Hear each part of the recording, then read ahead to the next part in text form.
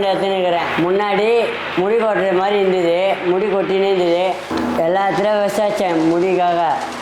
இந்த ஏர் ஸ்டுடியோக்கு வந்ததால் முடியை வர வச்சாங்க.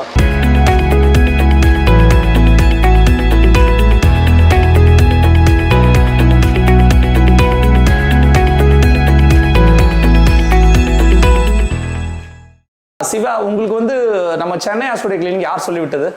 ஒரு காமெடி ஆக்டர் சொல்லி விட்டாரு. ஓகே, அவர் இங்கே ட்ரீட்மெண்ட் எடுத்துட்டு இருக்காரா?